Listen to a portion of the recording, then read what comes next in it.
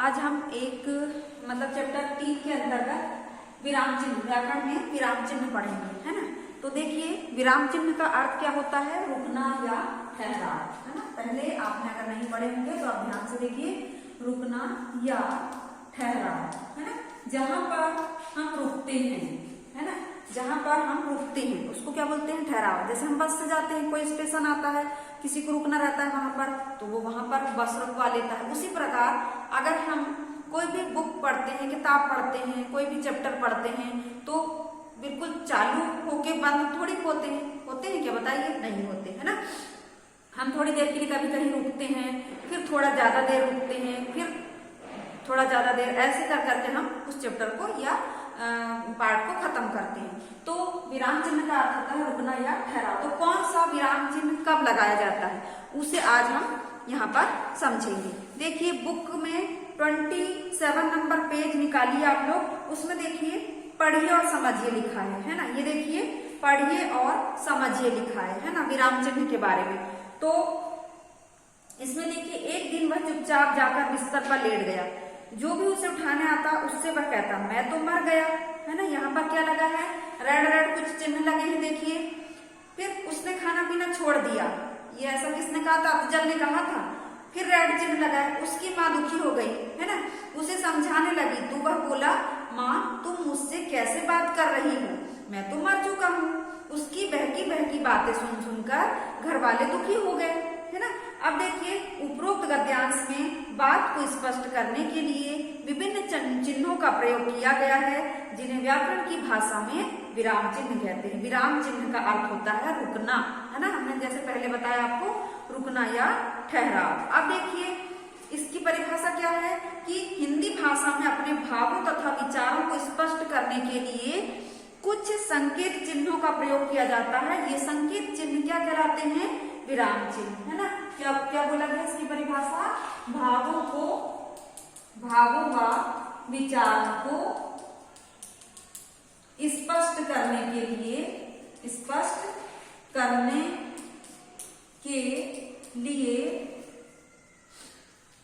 कुछ संकेत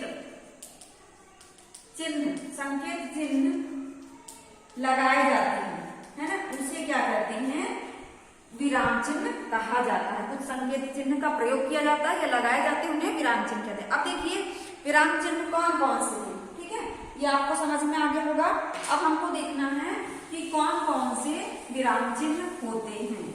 सबसे पहले देखिए ये लिखा है पूर्ण विराम, ठीक, पूर्ण विराम इसका चिन्ह है ये, ठीक, इसको बोलते हैं ये पूर्ण विराम। जहां पर मतलब ज्यादा देर के लिए मतलब रुका जाता है उसे कहते हैं पूर्ण विराम, है ना। अब यहाँ पर देखिए वाक्य के अंत में रुकने के लिए पूर्ण विराम चिन्ह का प्रयोग करते हैं। जैसे बारिश कल से हो रही है ना, हमने कोई भी सेंटेंस लिखा, मैं आम खाता हूँ, ठीक है, तो ये पूर्ण विराम लगा दिया। अब देखिए सेकेंड वाला क्या लिखा है, अल्प विराम,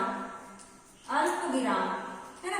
तो इसकी क्या परिभाषा है कि बातचीत करते अथवा लिखते समय जब हम बीच में थोड़ा रुकते हैं तो वहां अल्प विराम चिन्ह का प्रयोग करते हैं। जैसे हमने बोले ये मैं आम कॉमा केला और पपीता खाता हूं, ऐसा बोलेंगे तो आम के बाद हमने ये जो कॉमा लगा इसी को क्या बोलते हैं, अल्प विराम, ठीक है। इसको कॉमा को हिंदी में क्या बोलते हैं, अल्प विराम। समझ गए होंगे आप लोग, ये हो गया। अब देखिए बाकी सेंटेंस वही रहेगा, यहाँ पर हमने ये लगा दी पूर्ण विराम, ये अल्प विराम का चिन्ह, ये ऐसा वाला छोटा सा कॉमा जो बोलते हैं वो होता है। अब देखिए तीसरा चिन्ह, ठीक है, अब हम देखेंगे तीसरा चिन्ह कौन सा है। तीसरा चिन्ह वो हम आपको बता देते हैं, ठीक। फिर है अर्ध विराम, थर्ड वाला है अर्ध विराम, है ना। अर्ध विराम कैसे लगाए जाते हैं, कॉमा की तरह, लेकिन यहाँ नीचे पे लगाया जाता है। ये हो गया अर्ध विराम। इसमें देखिए बातचीत करने के दौरान पूर्ण विराम से कम और अल्प विराम से थोड़ा ज्यादा रुकने के लिए वे अर्ध विराम चिन्ह का प्रयोग करते हैं। जैसे उदाहरण है महात्मा गांधी ये आपकी बुक में उदाहरण दिया है, महात्मा गांधी जी नहीं रहे, मतलब उनकी मृत्यु हो गई, है ना। तो यहाँ मैंने अर्धविराम लगाए, अर्धविराम लगाए। उसके बाद देखिए वे अमर हो गए, वे अमर हो गए, ठीक है, ये हो गया आपका। उसके बाद हमने लास्ट में पूर्ण विराम लगा दी, ये हो गया आपका अर्धविराम। अब देखिए प्रश्न सूचक चिन्ह, फोर्थ में अपन देखेंगे प्रश्न सूचक चिन्ह। प्रश्न सूचक चिन्ह तो आप जानते हैं कि जहां पर कोई भी प्रश्न किया जाता है तो वहां प्रश्नवाचक चिन्ह लगाया जाता है। जैसे आप क्या खाते हैं या आप कौन सी क्लास में पढ़ते हैं, तो हमने प्रश्नवाचक चिन्ह लगा देते हैं वहां पर, ठीक है। अब अगला देखिए विस्मय सूचक चिन्ह। तो खुशी, प्रेम, भय, घृणा आदि भावों को प्रकट करने के लिए विस्मय सूचक चिन्ह का प्रयोग किया जाता है ना। खुशी, दुख, है ना, आश्चर्य के भावों को प्रकट करने के लिए विस्मय सूचक चिन्ह का प्रयोग किया जाता है। ये हो गया आपका 5th नंबर, है ना, इसका चिन्ह है ये, ठीक, विस्मय सूचक का। तो यहाँ अपन लिखेंगे सेंटेंस में उदाहरण, वाह मजा आ गया, है ना। हमने कोई किसी होटल में जाके खाना खाए और बाद में बोले वाह कितना अच्छा खाना था, मजा आ गया, ठीक है, ये हो गया आपका। फिर अगला है 6 नंबर का योजक चिन्ह, ठीक है, योजक चिन्ह। योजक चिन्ह ये ऐसा वाला लगाया जाता है ना। जैसे कि हमने बोले दो एक जैसे शब्दों, विपरीतार्थ शब्दों तथा आपस में तुलना के लिए योजक चिन्हों का प्रयोग किया जाता है। जैसे मनोज कक्षा में प्रथम आने के लिए दिन रात परिश्रम करता है, तो दिन रात के बीच में क्या लगाया हमने, ये योजक चिन्ह, ठीक है। अब देखिए माता पिता अगर बोलेंगे तो उसमें भी योजक चिन्ह का प्रयोग करेंगे। अब अगला है निर्देशक चिन्ह, ठीक है, ये समझ में आ गया आपको। अब उसके बाद देखिए निर्देशक चिन्ह, ठीक, 7वें नंबर पर देखिए निर्देशक चिन्ह, ठीक है। निर्देशक चिन्ह में ये थोड़ा सा बड़ा होता है, ठीक, योजक चिन्ह की अपेक्षा बड़ा होता है। तो कोई भी निर्देश अथवा सूचना देने वाले वाक्य के बाद निर्देशक चिन्ह का प्रयोग किया जाता है। जैसे हिंदी के प्रमुख कवि हैं, अपन ने लिखे हिंदी के प्रमुख कवि हैं, डैश लगा दी लंबा और यहाँ पर लिखेंगे जय शंकर प्रसाद, ठीक है, जय शंकर प्रसाद, ये हो गया। अब अगला देखिए उद्धरण चिन्ह, ठीक है, 8वें नंबर पर हम देखेंगे उद्धरण चिन्ह, ठीक है। उद्धरण चिन्ह में क्या होता है, ये 2 प्रकार का होता है। एक पहला होता है इक हरा और इक हरा, और दूसरा होता है दोहरा, ठीक है। तो इक हरा ऐसा होता है, इसको बोलते हैं सिंगल इन्वर्टेड कॉमा, और दोहरा डबल मतलब दोहरा, तो ये इसको बोलते हैं डबल इन्वर्टेड कॉमा सिंगल। इक हरा को सिंगल इन्वर्टेड कॉमा और दोहरा को डबल इन्वर्टेड कॉमा होता है ना। तो अब हमने बोले किसी की बात को ज्यों के त्यों कहने के लिए दोहरे उद्धरण चिन्ह का प्रयोग किया जाता है। जैसे ये बस इसमें याद रखिएगा आप लोग कि जो लंबे सेंटेंस है दोहरा क्या होता है, बड़ा होता है, ज्यादा, है ना, जिसमें 2 चिन्ह लगे हैं। तो समझ जाओ कि लंबे जो सेंटेंस है किसी के द्वारा कहे गए तो उसमें डबल इन्वर्टेड कॉमा लगेगा, और जो सिंगल है छोटी सी रचना रहेगी तो उसमें सिंगल इन्वर्टेड कॉमा। जैसे कि हमने लिखे प्रेमचंद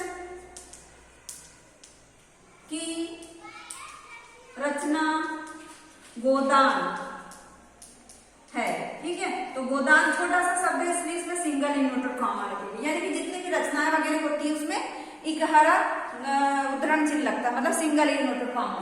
और दोहरा उद्धरण चिन्ह की हमने लिखे महात्मा गांधी ने कहा, महात्मा गांधी हम शॉर्ट में लिख दे रहे हैं, गांधी ने कहा, ठीक है, कहा में करो, यही लिखेंगे इसको, करो या मरो, ठीक है। तो ये जो लंबा सेंटेंस है उसको हमने किसमें लिखे, डबल इन्वर्टेड कॉमा में लिखे। तो ये आपको समझ में आया होगा। छोटा जो शब्द है जैसे कि कोई भी रचना, तो उसको हम सिंगल इन्वर्टेड कॉमा में लिखेंगे, और जो लंबा सेंटेंस है उसको हम डबल इन्वर्टेड कॉमा में लिखेंगे। अब देखिए विवरण चिन्ह, अगला 9वें नंबर को देखेंगे विवरण चिन्ह।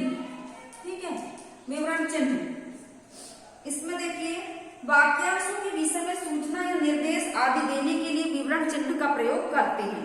जैसे अपने बोले लिंग के दो भेद होते हैं, कोई भी अपन लिखते हैं ना तो लिंग के दो भेद होते हैं, दो भेद होते हैं, शॉर्टकट में लिख दे रहे हैं, दो भेद होते हैं। ठीक है, तो अपन ने ये क्या लगाया, निर्देशक चिन्ह। ठीक है, उसके बाद इसमें लिखेंगे पहला स्त्रीलिंग और सेकंड वाला लिखेंगे पुल्लिंग। ठीक, स्त्रीलिंग और पुल्लिंग, है ना, ये हो गया, ये समझ गए आप लोग। हाँ, अब देखिए कोष्टक चिन्ह। कोष्टक मतलब ब्रैकेट। ठीक है, कोष्टक मतलब क्या होता है, ब्रैकेट चिन्ह, है ना, ब्रैकेट चिन्ह। 10वें नंबर पे कोष्टक चिन्ह, है ना, कोष्टक चिन्ह में ये कोष्टक चिन्ह, ये छोटा वाला, ये सबसे बड़ा, और इसको बोलते हैं सर्पाकार या मंझला या बीच का कोष्टक बोलते हैं, है ना। अब देखिए इसमें किसी वाक्य के बीच में आए शब्दों या पदों के अर्थ स्पष्ट करने के लिए कोष्टक चिन्ह का प्रयोग करते हैं। जैसे सारी घटना जानकर भी वह मूक, क्या हो गया, मूक है, तो मूक को स्पष्ट करने के, मूक यानी जैसे आप लोग कभी पूछ लेते हैं कि मैडम मूक यानी क्या होता है ना, तो मूक का मतलब हमने बोले कि मौन। तो आप लोगों को समझ में पूरी बात आ जाए, जैसे कि मूक लिख दिए तो आपको समझ में नहीं आएगा मान लो, तो आप पूछेंगे मैडम मूक यानी क्या होता है, तो हम बोलेंगे मूक यानी मौन। ठीक है, ये मौन होता है, चुपचाप रहना, मौन, है ना। तो ये इसको हमने मूक को किसमें समझा है, ब्रैकेट में। तो इस प्रकार ब्रैकेट चिन्ह का प्रयोग किया जाता है। अब देखिए हंस पद चिन्ह, है ना। अब अगला क्या है, 11वें नंबर का हंस पद चिन्ह, है ना। हंस पद चिन्ह कैसा होता है, ये ऐसा, जैसे कोई भी हम सेंटेंस लिख रहे हैं, लिखते लिखते हमारा कोई भी एक छोटा सा शब्द छूट जाता है, तो हम क्या कर देते हैं, उसमें ऐसा चिन्ह लगा के यहाँ पर ऊपर लिख देते हैं कि पानी, है ना। जैसे उदाहरण में लिखा है आज मेरे, यहाँ पर भूल गए हम, तो यहाँ लिख दिए गांव जाएंगे। अब हमने बोले आज मेरे गांव जाएंगे, यहाँ पर छूट गया, अरे दादाजी नहीं लिखे हमने, आज मेरे दादाजी, तो हमने यहाँ पर बाद में लिख दिए दादाजी, ना छूट जाता है कभी धोखे से, तो छूटे हुए शब्दों को हंस पद चिन्ह कहते हैं। अब एक लास्ट है आपका लाघव चिन्ह, बिल्कुल सरल लाघव चिन्ह, है ना, 12वें नंबर का, ये 12वें नंबर का लाघव चिन्ह। ठीक है, 12वें नंबर का लिखेंगे लाघव चिन्ह, इसका चिन्ह ये है। जैसे कि हम पूरा डॉक्टर ना लिखे, शब्दों को संक्षेप में लिखने के लिए लाघव चिन्ह का प्रयोग किया जाता है। जैसे हमने डॉक्टर शब्द लिखे, तो पूरा ना लिख के हमने इसको क्या कर दिए, शॉर्टकट में लिख दिए। ठीक, ये डॉक्टर। जैसे हमने मध्य प्रदेश लिखे, मध्य प्रदेश, है ना, तो हम इसको पूरा ना लिख के कैसे लिख देते हैं, माँ करके बिंदी और प्रा करके बिंदी, तो ये मध्य प्रदेश पूरा हो जाता है। तो आज आप लोगों ने ये ग्रामर पढ़े, है ना, विराम चिन्ह। अब जो है आपको क्या करना है, ये आओ करें 7, 8 और 9 और 10, है ना, 11, यानी कि इसमें से जितने आपसे बनेंगे, या फिर 7, 8 आपको होमवर्क में करना है। ठीक है, 7, 8 करना है, बाकी हम कल करवा देंगे। ठीक, और मेरी बारी में भी 1, 2 प्रश्न मेरी बारी वाले और 2 प्रश्न आओ करे वाले आज आपको करना है, बाकी हम कल समझाएंगे। तो आज की कक्षा बच्चों हम यही समाप्त कर रहे हैं। धन्यवाद।